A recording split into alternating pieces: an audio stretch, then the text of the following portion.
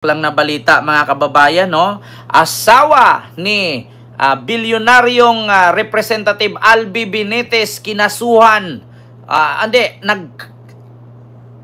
Bilyonaryong Representative Albi Benitez kinasuhan ng kanyang asawa dahil kay Ivana Alawi. Naku po, mga kababayan. Ito pakinggan natin konti. Kakapasok lang na balita. Ihirit natin ito, mga kababayan. Ivana Alawi. Nako. Albi. Nako po. Isang marital scandal ang kinakaharap ngayon ng isa sa mga napabalitang top contender for the House Speakership sa 20th Congress na si Congressman Albi Benitez. Sinampahan siya ng reklamo ng kanyang asawa dahil sa infidelity. Nabuking din kung sino ang kanya umanong mistress na isang sikat na aktris. Nako! Narito ang agenda report ni Zandro Chona. Hala! Kumalat sa social media ang kopya ng complaint affidavit ni Nikki Lopez Benitez, ang asawa ni Negros Occidental Representative Albi Benitez. Sa ulat ng Politico website, pakiramdam ni Nikki, lubos siyang pinagtaksilan na nagdulot daw ng mental o emotional anguish. Inirereklamo ang bilyonaryong kongresista dahil sa paglabag sa RA 9262 o ang Anti-Violence Against Women and Their Children Act. Partikular na kalakip sa reklamo ang umano'y ilang beses na pagkakaroon ng marital infidelity o pangangaliwa ng mambabatas. Nako! Ayon kay Nikki, nakumpirma niya ang pangangaliwa nang matanggap niya ang petition for declaration of nullity of marriage na inihain ni Benitez. Nako! Nakasaad daw doon ang pag-amin nito na ama siya ng 2 illegitimate children. Nako! Lumalabas rin sa complaint affidavit ang pangalan ng umano'y mistress ni Albi, Nako! ang aktres na si Ivana Alawi. Nako! Isa si Congressman Benitez sa mga maugong kaugnay sa liderato sa Kamara. Nako! Sinubukan siyang kunan ng Bilyonaryo News Channel ng pahayag pero hindi ito nagsasalita kaugnay sa issue. Nako! Pero ang kanyang abogado sinabi na mariing itinatanggi ni Benitez ang mga paratang sa kanya. Questionable rin daw ang motibo ng asawa ng mambabatas. Naambot lang. Pero handa raw ang kanyang kliyente na makipagtulungan sa kaso. Nako Para po. sa agenda, Zandro Ochona, Bilyonaryo News Channel. Nako, di puga na lintian baga. Ivana, nung pinagkagawa mo Ivana, Diyos ko, kulang pa bang kinita mo sa vlog na bilyon naman na naipon mo? Nako, lintian, biletibay, hindi na ako tataya ng ano nito. Hindi na ako tataya ng bingo. Diyos ko, baka punta pa kay Ivana yung bingo. Panalunan ko. Pag hindi ako manalo sa bingo, nito mapunta pa kay Ivana. Diba? Diyos mio. Ka-vibe silo po sa'yo dyan, ma'am. Diba? Kahirit lang to, ha? Dito tayo, sunod, mga kababayan. Hinirit ko lang itong kay Ivana Alawi at kay, sino ito? Congressman Albi Benitez na isang bilyonaryo. Ma'am Kanji Official, Miguel Abjarat, maraming salamat sa $25 super sticker. Thank you so much. Nako, kinasuhan ng asawa si Albi Benitez na isang bilyonaryong congressman kasi kabit ata ito si Ivana Alawi. Nako, Diyos mio Marimar. Ayoko na tumaya ng bingo. Mapunta pa kay Ivana. Ilang beses pa naman ako natalo Diyos bingo na yan. Diba? Nako, marami naman prick si Ivana. Bakit pumatol pa? Dax yata. Diba? So yun lang nga, ang gusto kasi ni Ivana, mga kababayan, narinig ko sa kanya mga vlog, sa mga interview, ang gusto ni Ivana yung mas matanda sa kanya. Diba? Parang issue na yan kay Ivana noon last year pa. Ay, Diyos ko, 21 years na silang hiwalay mag-asawa. Sabi ni Happy Vlog UAA. Hayaan na lang natin, ma'am, baka kasi Dax, kaya hindi makakalimutan. Nako, pag Dax ka talaga, hindi ka makalimutan. Yung pag isang tusok mo lang, ulirap mata, gano'n, no? Diba? Si Digo nga hindi maiwan-iwanan at nakatatlo pa ata, nakadalawang jowa. Sabi nga ni Sarah, tatay ko marami kasi asawa. Dax siguro si Digong. Yeah. So dito tayo mga kababayan. Speaking of sureball daw si Sara Duterte ma-impeach ayon kay Dilima at imposible din po itong ma-impeach kung sakali man na hindi pipirma itong mga abogado, itong mga senador na kakampi ni Sara na ma-impeach siya. So ito naman, confidential Sara Duterte, sure ball talagang ma-convict Unahin natin ito mga kababayan. Ito na ha, mga kababayan. Sure ball talagang makonvict si Sara ayon kay Congresswoman at dating Senador De Lima. Ito na. Trusted travel Wait lang, may ads lang po Download the trip.com app and discover amazing travel deals. Bobby, where are you? Bobby! What? Where? Over here. Where? Nakapili na ang prosecution team ng Kamara ng kongresistang magbabasa sa 7 articles of impeachment sa June 2. Sinabi ni Iloilo Congressman Lawrence Defensor na isang prosecutor lang ang inatasang magbasa ng articles of impeachment laban kay Vice President Sara Duterte at hindi obligadong dumalo sa sesyon ng Senado. Actually mga kababayan, bago ko ipagpatuloy ito kung anong balita po ito po'y nasa DZMM teleradyo ng ABS-CBN. So tayo po'y may pinagkukuhaan ng source, hindi tayo nag-imbento ng kwento, na kung saan ito po ang una nating pag-uusapan na sure ball na convict talaga si Sara ayon kay De Lima. So ito po, continue. Ang 11 miyembro ng prosecution team. Posibleng magsagawa ng magkakahiwalay na pulong ang prosecution team ngayong linggo bilang paghahanda sa impeachment trial. Tiwala naman ang isa pang miyembro ng prosecution team na si Congresswoman-elect Laila De Lima na mauuwi sa conviction ang paglilitis kay VP Sara.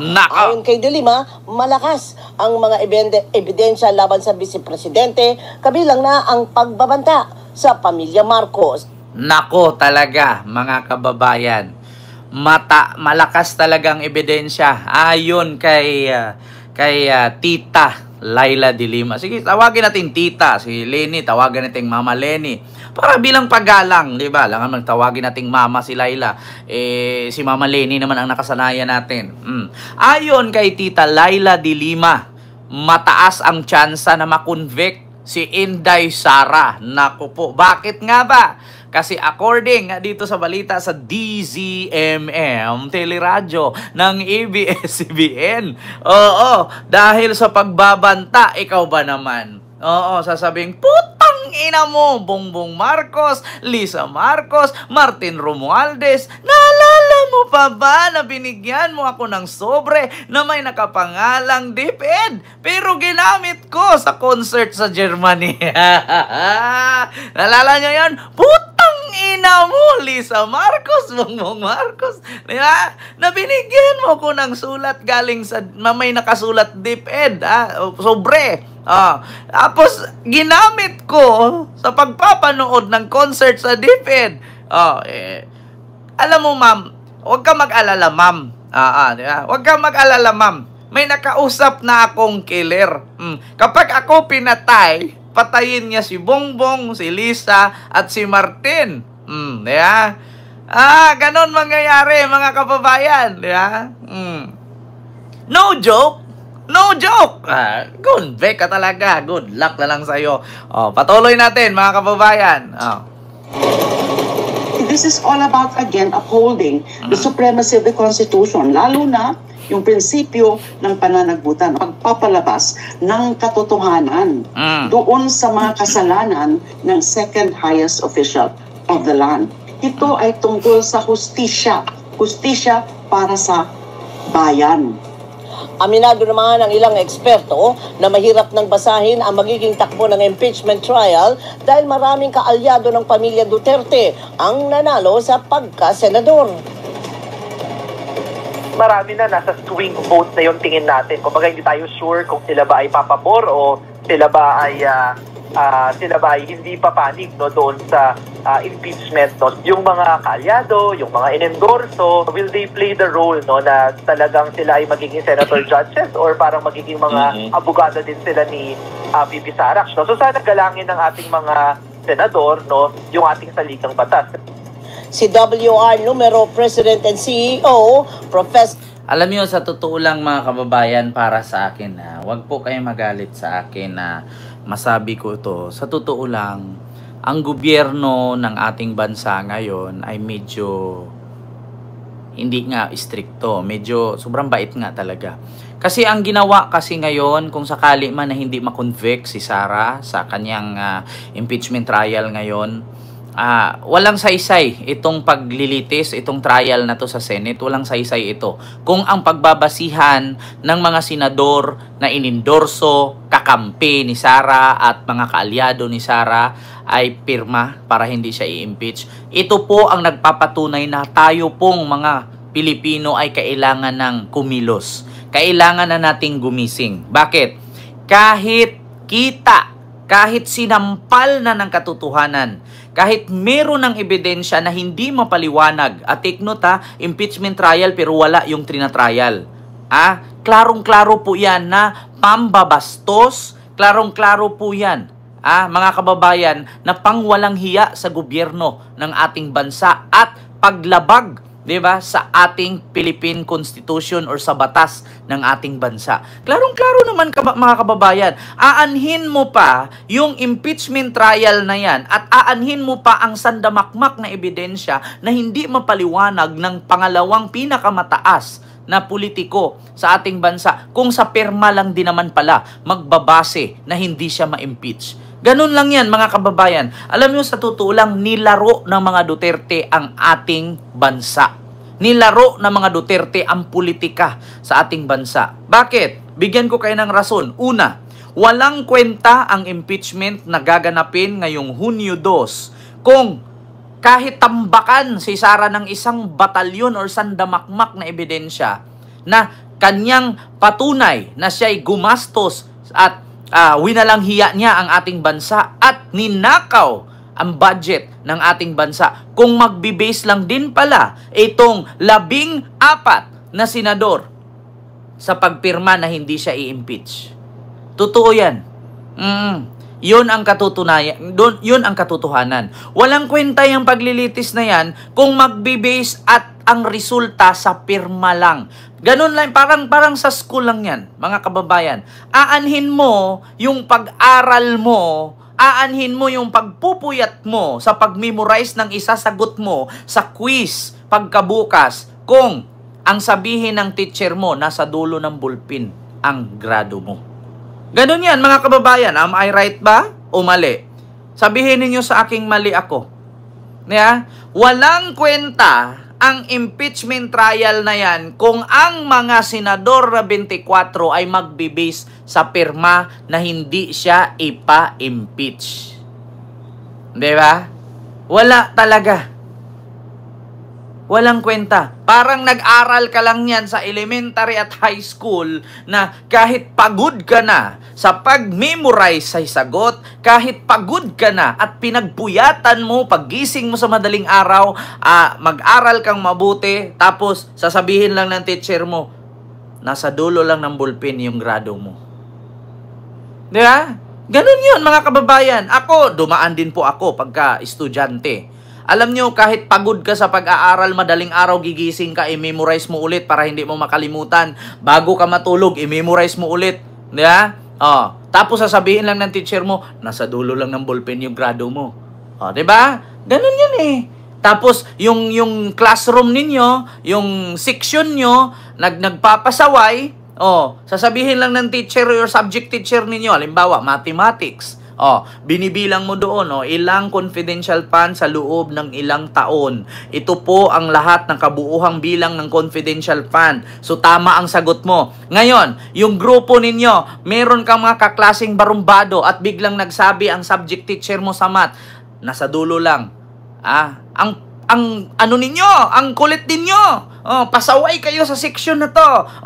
Handaan ninyo, ang grado ninyo ay nasa dulo lang ng ballpen ko. So walang kwenta, walang kwenta ang pag-aaral mo at 100% perfect ang sagot mo sa quiz ng mathematics teacher ninyo kung sasabihin niya lang nasa dulo ng ballpen ang grado mo.